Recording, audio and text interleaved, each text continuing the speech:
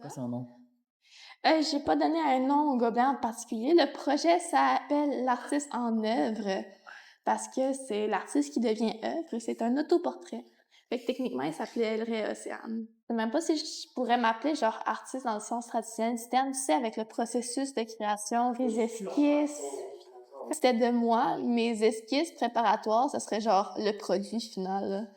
Toutes mes esquisses seraient une œuvre, tu vois? C'est un Mmh. peu mon petit perfectionniste. Mais en travaillant de manière impulsive, ça vient comme contrer ça.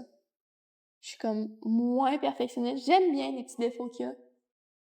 Certains un peu moins, là, je vois beaucoup de défauts. Ce qui est fantastique, ça m'a toujours genre croché, là. Puis je veux dire, c'est pas une elfe, c'est pas une fée, c'est un gobelin. Puis en plus, ça a tellement de l'air de rien.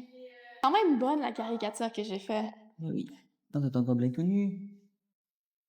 Oui, mon premier gobelin, c'était un gobelin tout nu. Gobelin, c'est un peu ça aussi, là, je veux dire. Souvent, il peut être habillé comme il peut être tout nu, ça fait pas grande différence pour lui. Que ce projet-là, dans le fond, ça vient à partir d'un autre projet, qui est une paire de lunettes.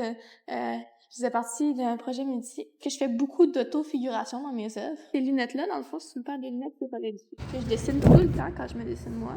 C'est une paire de lunettes roses que je portais en première session.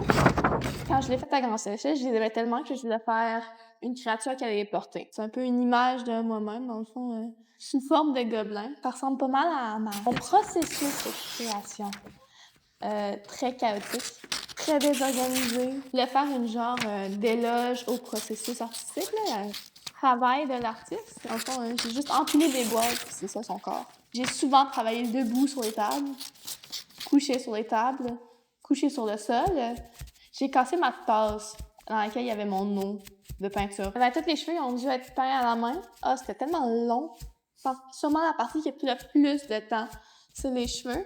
Cool, parce que ça me faisait penser à beaucoup d'artistes sculpteurs qui vont poser des vrais cheveux humains un à un. Je me sens plus à l'aise à faire des œuvres tridimensionnelles. Fait que les deux artistes qui m'inspirent travaillent tous les deux dans ce domaine-là.